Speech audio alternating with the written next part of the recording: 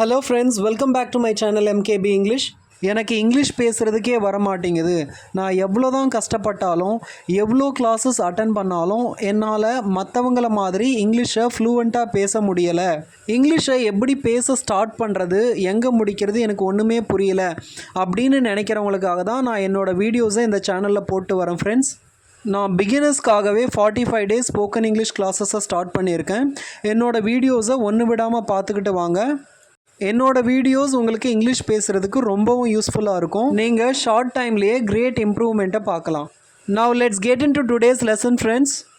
இப்போ நாம் தமிழில் ஒரு செயலை உடனே செய்ய போகிறோம், அடுத்த நொடியே செய்ய போகிறோம், செய்கிறதுக்கு ரெடியாக இருக்கோம் அப்படின்னு தமிழில் சொல்லுவோம் இல்லையா? அதை நாம் தமிழில் எப்படிலாம் சொல்லுவோம் அப்படின்னா, நான் ஸ்டார்ட் பண்ண போகிறேன், நான் மீட்டிங்க்கு போகிறதுக்கு ரெடியாக இருக்கேன், இன்னும் கொஞ்ச நேரத்தில் எக்ஸாம் ஸ்டார்ட் ஆகிற மாதிரி இருக்குது, இப்படியெல்லாம் நாம் தமிழில் சொல்லுவோம் இல்லையா?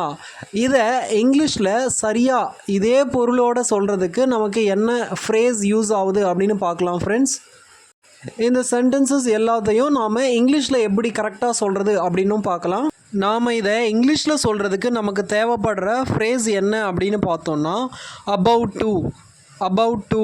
நான் மீட்டிங்க்கு போக போகிறேன் அப்படின்னு சொல்லுவோம் இல்லையா? இதை இங்கிலீஷில் I M about to leave for the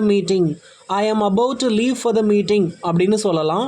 இதோட அர்த்தம் என்னென்னா, நீ மீட்டிங் போகிறதுக்கு ரெடி ஆகிட்ட, இன்னும் கொஞ்ச நேரத்துலேயே கிளம்ப போகிற அப்படின்னு அர்த்தம். நான் எக்ஸாம் எழுத போகிறேன் அப்படின்னு சொல்லுவேன் இல்லையா? இதை இங்கிலீஷில் I M about to start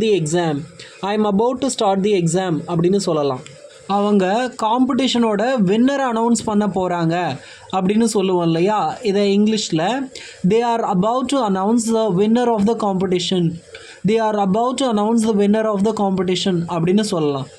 movie start ஆக போகுது அப்படின்னு சொல்லுவோம் இல்லையா? இதை இங்கிலீஷில் the movie is about to start அப்படின்னு சொல்லலாம். ட்ரெயின் ஸ்டேஷனை விட்டு கிளம்ப போகுது அப்படின்னு சொல்லுவோம் இல்லையா? இதை இங்கிலீஷில் த train is about to depart from the station அப்படின்னு சொல்லலாம். மழை போட போகுது அப்படின்னு சொல்லுவோம் இல்லையா? இதை இங்கிலீஷில் இட்ஸ் அபவுட் டு ரெயின் அப்படின்னு சொல்லலாம். குழந்தை தூங்குற மாதிரி இருந்தது அப்படின்னு சொல்லுவோம் இல்லையா? இதை இங்கிலீஷில் the baby was about to fall asleep அப்படின்னு சொல்லலாம்.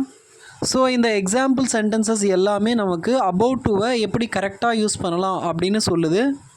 இப்போ நமக்கு ஒரு சந்தேகம் வரலாம். அது என்னென்னா, ஏதாவது ஒன்று ஃப்யூச்சரில் நடக்க போகுது அப்படின்னா நாம் கோயிங் டுவை தானே யூஸ் பண்ணுவோம். நீங்கள் அபவுட் டு அப்படின்னு சொல்கிறீங்களே, அப்படின்னா இந்த அபவுட் டுக்கும் கோயிங் டுக்கும் என்ன வித்தியாசம் அப்படின்னு நீங்கள் கேட்கலாம். அபவுட் டுக்கும் கோயிங் டுக்கும் என்ன வித்தியாசம் அப்படின்னு கேட்டிங்கன்னா, அபவுட் டுவும் கோயிங் டுவும் ஃப்யூச்சரை பற்றி பேசுகிறது தான். ஆனால் அபவுட் டுவை எங்கே யூஸ் பண்ணுவோம் அப்படின்னா, எல்லாமே ரெடியாக இருக்குது, இன்னும் கொஞ்ச நேரத்தில் அது ஆரம்பிக்க போகுது அப்படின்னா, கொஞ்ச நேரத்தில் அதை நாம் ஸ்டார்ட் பண்ண போகிறோம் அப்படின்னா நாம் அபவுட் டுவை யூஸ் பண்ணுவோம். ஆனால் கோயிங் டு எப்படி யூஸ் பண்ணுவோம் அப்படின்னா, ஏதோ ஒன்று ஃப்யூச்சரில் நடக்க போகுது, அது அடுத்த நொடியாக இருக்கலாம், அடுத்த நிமிஷமாக இருக்கலாம், இல்லை அடுத்த வாரமாக இருக்கலாம், அடுத்த மாதமாக கூட இருக்கலாம். நாம் முன்னாடியே இப்படி தான் நடக்க போகுது அப்படின்னு ஒரு பிளானை போட்டுட்டோம். அந்த பிளானுக்கு ஏற்ற மாதிரி தான் அது நடக்க போகுதா இருந்தது அப்படின்னா நாம் கோயிங் டுவை யூஸ் பண்ணலாம். அதாவது முன்னாடியே நாம் பிளான் பண்ணி வச்சுருப்போம் இப்படி தான் நடக்க போகுது அப்படின்னு. ஸோ அந்த சிச்சுவேஷனில் தான் நாம் கோயிங் டுவை யூஸ் பண்ணுவோம். இப்போ கோயிங் டுவை யூஸ் பண்ணி சில எக்ஸாம்பிள் சென்டென்சஸை பார்த்தோன்னா உங்களுக்கு நல்லா புரியும். நான் அடுத்த வாரம் என்னோடய கிராண்ட் பேரண்ட்ஸை பார்க்க போகிறேன் அப்படின்னு சொல்லுவோம் இல்லையா? இதை இங்கிலீஷில் I am going to visit my grandparents next week அப்படின்னு சொல்லலாம். இங்கே நான் ஏன் கோயிங் டுவை யூஸ் பண்ணேன் அப்படின்னா, நெக்ஸ்ட் வீக்கு நான் அவங்கள பார்க்க போகிறேன் அப்படின்றத இப்போவே முடிவு பண்ணிட்டேன். ஸோ இது மாதிரி முன்னாடியே நாம் முடிவு பண்ணிட்டோம் அப்படின்னா நாம் கோயிங் டுவை யூஸ் பண்ணலாம். நாங்கள் இன்றைக்கி நைட்டு மூவி பார்க்க போகிறோம் அப்படின்னு சொல்லுவோம் இல்லையா? இதை இங்கிலீஷில் we are going to watch a movie tonight அப்படின்னு சொல்லலாம். இங்கே இன்றைக்கி நைட்டு மூவி பார்க்குறோம் அப்படின்றத நாங்கள் இப்போவே முடிவு பண்ணிட்டோம், அதனால் கோயிங் டுவை யூஸ் பண்ணுறோம். அவள் பார்ட்டிக்கு ஒரு புது ட்ரெஸ்ஸை வாங்க போகிறா அப்படின்னு சொல்லுவோம் இல்லையா? இதை இங்கிலீஷில் she is going to buy a new dress for the party அப்படின்னு சொல்லலாம். இப்போது இது ரெண்டுத்துக்கும் உங்களுக்கு வித்தியாசம் புரிஞ்சிருக்கும் அப்படின்னு நினைக்கிறேன் ஃப்ரெண்ட்ஸ். அதாவது அபவுட் டுக்கும் கோயிங் டுக்கும். இப்போது கோயிங் டுவை யூஸ் பண்ணுறதுல இன்னொரு கன்ஃபியூஷன் என்ன அப்படின்னா, கோயிங் அப்படின்னா ஒரு இடத்துக்கு போகிறத நாம் கோயிங் அப்படின்னு சொல்லுவோம். கோயிங் அப்படின்னாலும் கோயிங் டு அப்படின்னாலும் ரெண்டும் ஒன்றா அப்படின்னு கேட்டிங்கன்னா இல்லை. இந்த கோயிங் டுக்கு அடுத்து ஒரு வேர்ப் வந்தது அப்படின்னா, அதாவது ஒரு வேலை ஒரு செயல் வந்தது அப்படின்னா தான் நமக்கு அது ஃப்யூச்சரை இண்டிகேட் பண்ணும்.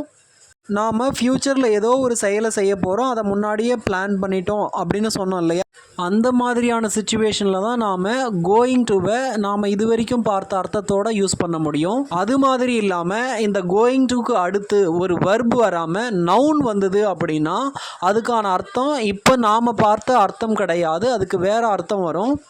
இப்போது எக்ஸாம்பிளை பார்க்கலாம். ஐ ஆம் கோயிங் டு சென்னை. இங்கே கோயிங் டுக்கு அடுத்து சென்னை அப்படின்ற நவுன் வந்திருக்கு, இங்கே வேர்ப் வரல. இதுக்கான அர்த்தம் என்னென்னா, நான் சென்னைக்கு இப்போ ஜேர்னி பண்ணிக்கிட்டு இருக்கேன், இப்போ நான் போயிட்டுருக்கேன் அப்படின்னு அர்த்தம். இதையே I am going to go to Chennai tomorrow இல்லை நெக்ஸ்ட் வீக் அப்படின்னு சொன்னேன்னா அதுக்கான அர்த்தம் என்னென்னா, நான் நாளைக்கு சென்னைக்கு போக போகிறேன் இல்லை அடுத்த வாரம் போக போகிறேன் அப்படின்னு அர்த்தம். ஸோ இப்போ உங்களுக்கு புரிஞ்சிருக்கும், கோயிங் டுக்கு அடுத்து நாம் நவுனை யூஸ் பண்ணால் அதுக்கு ஒரு அர்த்தம், அதுவே வர்பை யூஸ் பண்ணால் அதுக்கு ஒரு அர்த்தம் வருது. ஐ am going to the park அப்படின்னா நான் பார்க்குக்கு போயிட்டுருக்கேன் அப்படின்னு அர்த்தம். I am going to go to the park அப்படின்னா நான் பார்க்குக்கு போக போகிறேன் அப்படின்னு அர்த்தம். The children are going to the zoo அப்படின்னா குழந்தைங்க ஜூக்கு போய்கிட்டு இருக்காங்க அப்படின்னு அர்த்தம். The children are going to go to the zoo அப்படின்னா குழந்தைங்க ஜூக்கு போக போகிறாங்க அப்படின்னு அர்த்தம். இதுதான் ஃப்ரெண்ட்ஸ் அபவுட் டுக்கும் கோயிங் டுக்கும் இருக்கிற வித்தியாசம். அதே போல் கோயிங் டு ப்ளஸ் வர்புக்கும் கோயிங் டு ப்ளஸ் நவுனுக்கும் இருக்கிற வித்தியாசம். ஃப்ரெண்ட்ஸ், உங்களுக்கு இது மாதிரி கன்ஃபியூசிங்காக இருக்கிற கிராமர் டாபிக் ஏதாவது இருந்தது அப்படின்னா காமெண்ட்டில் லீவ் பண்ணுங்கள். கண்டிப்பாக நான் அது மேலே வீடியோ போடுறேன், உங்களுக்கு கிளியராக எக்ஸ்ப்ளனேஷன் கொடுக்குறேன். இந்த வீடியோ உங்களுக்கு பிடிச்சிருந்தது அப்படின்னா லைக் பண்ணுங்கள், மறக்காமல் என்னோடய சேனலுக்கு சப்ஸ்கிரைப் பண்ணுங்கள் ஃப்ரெண்ட்ஸ். தேங்க்யூ.